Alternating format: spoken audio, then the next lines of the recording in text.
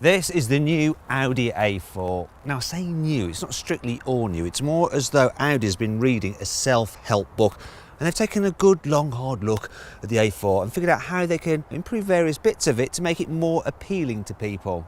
It's got a slightly tweaked design, slightly revised interior, some new engines and some added tech. But it's still effectively the same car underneath. Now, this revised Audi A4, it starts from £30,000, so you can save an average of around £4,000 off on through CarWow. So if you want to see how much money you can save on this car, or any new car for that matter, go to CarWow. You can do that by clicking on the link just up there, or following the one in the description of the video. Go check it out, see what offers you can get from our trusted dealers. Let's kick off this review by talking about the A4's design. Generally, it looks the same as before, and it's a smart looking vehicle. There are some updates, for instance, the design of the lights, which are all LED. And now you get this strip that joins them. The bumper's slightly tweaked as well, and the exhausts. On S-Line cars, you have silvery bits of trim to make it feel more expensive. Lesser cars don't have that though. As we move down the side, there's a really significant change. So when they facelift cars, they only normally just mess around with the plasticky bits, the bumpers, but they've actually changed the body panel. So you've now got these creases here in the rear haunches that go into the doors. That looks very smart, and it follows on from the A6. Similar story here at the front as well. It is unusual that at the front you have completely new lights and they're all LED, redesigned front bumpers, and the thing that I'm really not sure about at all is this vent here. It looks sporty and it works on the A1, but on this more sophisticated, more grown-up A4, it's just a little bit out of place.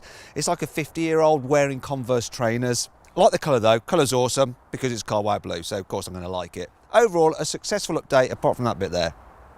Here in the front, the revised A4 is pretty much identical to how it was before, which is not a bad thing really, because it is a nice, simple, clean design. Quite as good as well. So squidgy here, soft materials here, solid centre console. It's even nice material here on the door bins, lovely steering wheel, controls all nicely damped. I do like the way that they have the controls for the climate there in the dials as well. It's really nice. The main differences are here. So you've got piano black plastic instead of kind of matte grey. Looks good, but it does scratch easily. There's a new compartment here, because there's no swivel wheel, because the infotainment system is new, and you've got this massive screen here on the dash. And that brings me on to this car's specs.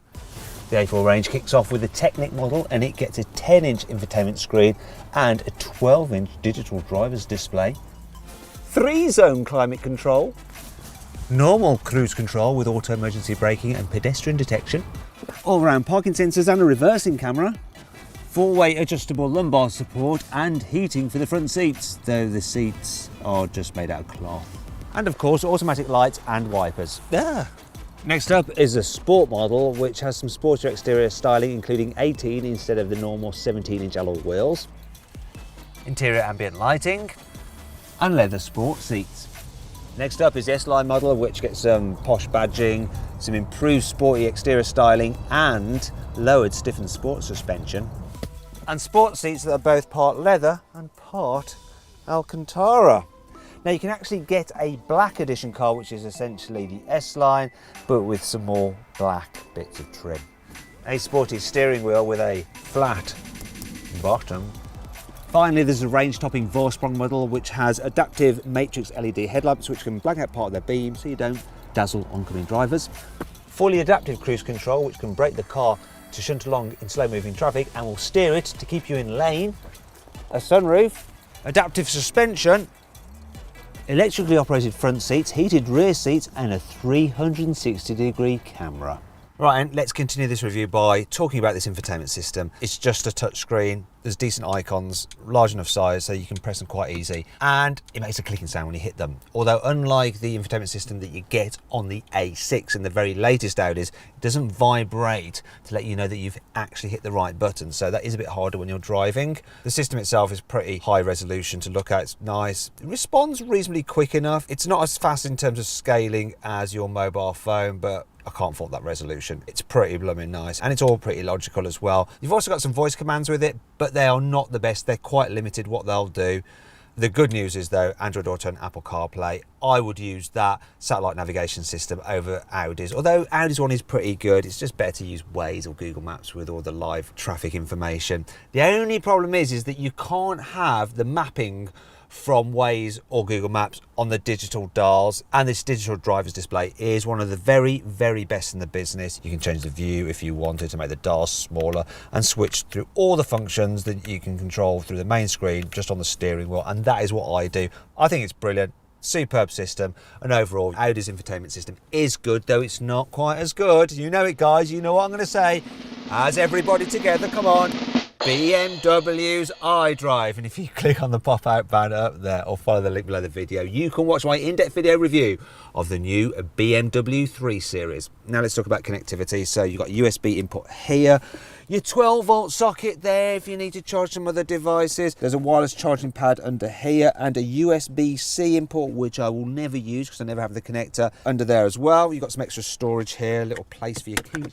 Glove box is what I would call average. Nice size though, the door bins, look. Large bottle, fit easy into door bin. There's some extra storage here for some other bits and pieces. Bloody hell, that goes back a long way. See how far my arm went in there. And then you've got some decent sized cup holders. Then if you have taller bottles, they do start to get in the way of these buttons, but really it's not too much of a problem. As for the driving position, absolutely lovely. So you can extend the seat base out there for some more under thigh support. Jack it up quite a way because there's a decent amount of headroom if you're short. Get nice and low if you're tall. And if you've got really long legs, look at that. I can't even reach the pedals now. Obviously the people behind me have no room. Lots of adjustment in the steering wheel. And voila, it's a very practical car here in the front. Now let's go check it out in the back. So one of the good things about the A4 is the rear doors open nice and wide. It's not quite as easy to get into as an SUV such as a Q5 because you have to flop down into it, but it's still not too much of a problem really.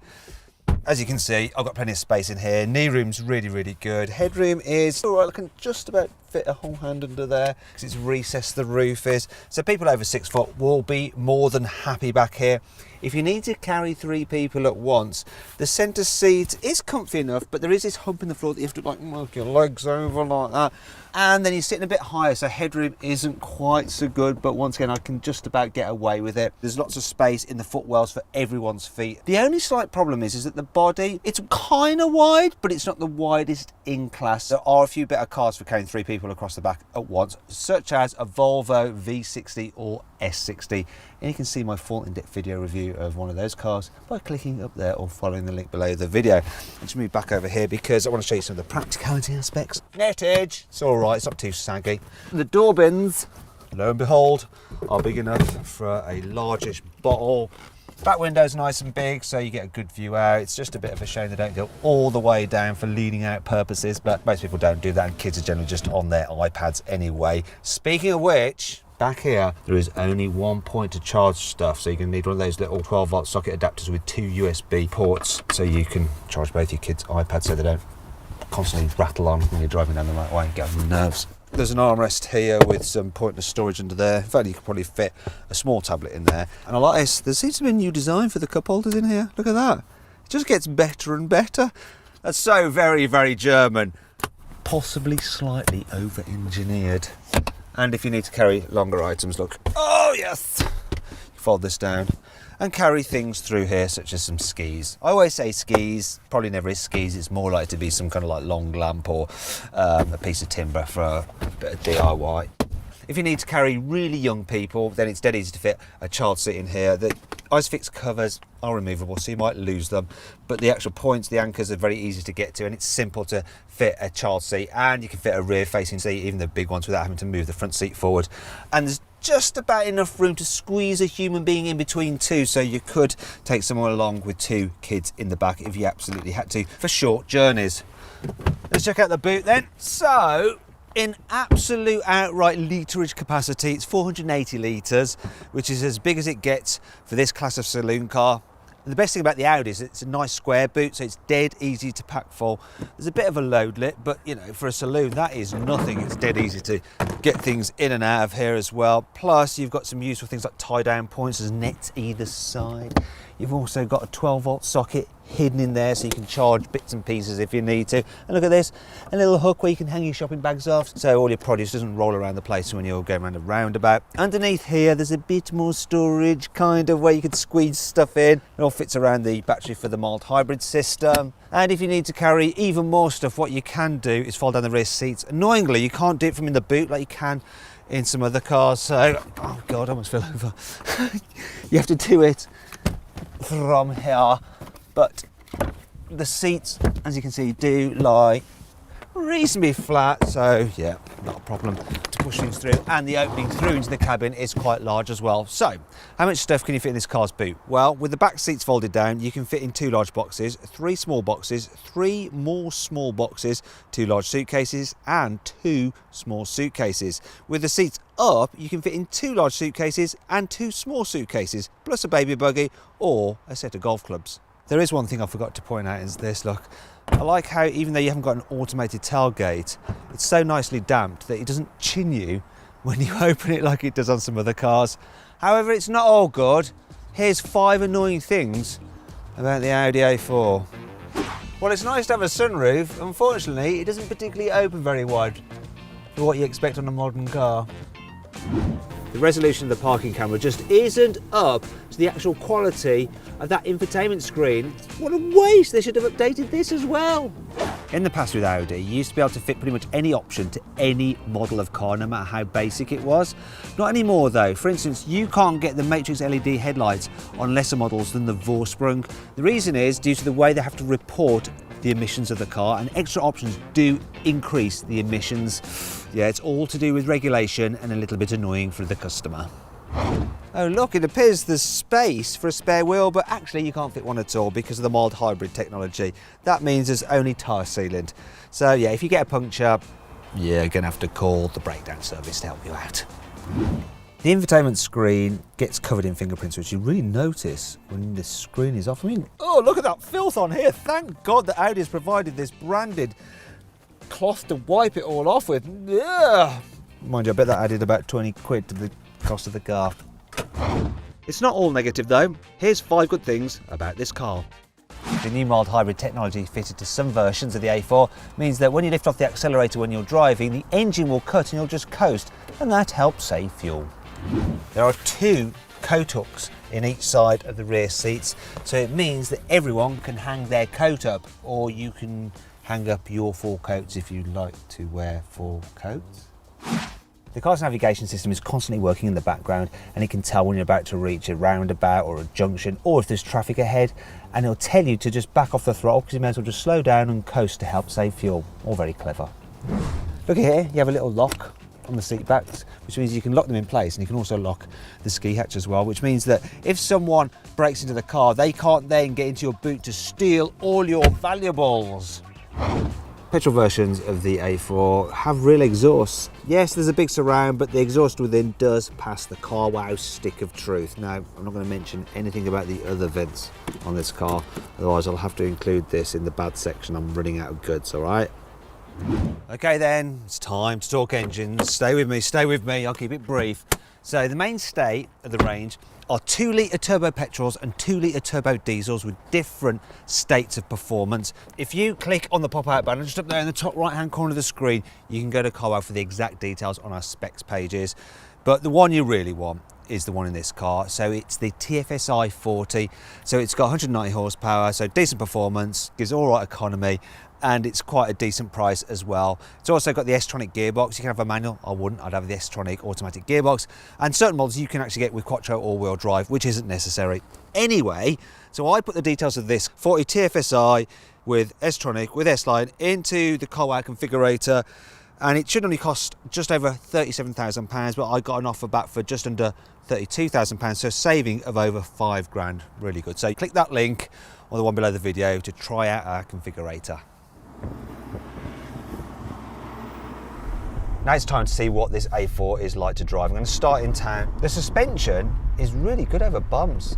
This is the S-Line, it's supposed to be sportier, but that's all good. You can actually get it with adaptive dampers, but I don't think you need them. The standard setup that I've got on this car is more than adequate at just smoothing out the bumps. The turning circle is all right. It's not the best in the world. It's okay though, quite like it. Also the brakes, they're pretty sharp, but they're not too grabby. It's all pretty blooming good actually. Now let's see what this car is like to park. Here we go, here's a space. Now this will highlight one of the issues I have with the A4. The automatic gearbox, the way it works means that it's a little bit jerky when you're just pulling away. So you have to be quite careful when you're parking. Visibility in the car is decent. The reversing camera is nice and large. The definition isn't the best. All right, let's see if we can get into this space. It's really handy the way the door mirror automatically tilts down. That'll do. Once again, this is going to be a bit awkward that I don't hit the car in front. The gearbox just isn't quite as smooth, especially for parking, as that you get in a Mercedes C-Class. And if you click on the pop-out banner up there, you can watch my full in-depth video review of that car. It's not awful, it's just something to note. When you're driving along at normal speeds, the gearbox is fine, it's just manoeuvring. That's enough of that. When you go on the motorway, this A4 is predictably good. It's relaxing, it's quiet. You can do lots of miles in this thing and it's reassuringly stable at speed. The gearbox and the engine work very well together as well. So I'm cruising at 50 miles an hour, I'm in comfort mode, I need to overtake, floor it, off we go. Gearbox responds well. And the engine is nice and smooth, nice and quiet. That is good. As for the economy, 32 miles per gallon. Not bad for a turbo petrol. This 2 litre, 190 horsepower engine is pretty impressive. The question is though, how does the Audi perform on a twisty road? Because obviously it's going to be sensible, right? So probably not much fun. I'm just going to put it into dynamic mode, sharpen up the weight of the steering and make the throttle response a little bit snappier. Put it into manual mode for the automatic gearbox. Here's a corner. It just seems to go round. The steering isn't exactly sharp or that, but the car just grips and once again goes around. Unflappable. It's actually really good. You don't think it's going to be, but it just grips and does its thing. Just gets on with business. It's not fun, it's not sporty, it's not like darty like an Alfa Romeo Giulia. In fact, if you want to see my in-depth video review of that car, you can click up there. But really, for most people, most of the time, it does all you need to do and you'll probably keep up with a Giulia. This is despite the fact this car is front-wheel drive. The Giulia is rear-wheel drive, which is a more sporty setup. Though, of course, you can get this Audi with four-wheel drive if you need some added grip. That is impressive. I felt like it shouldn't be that good, but it just is.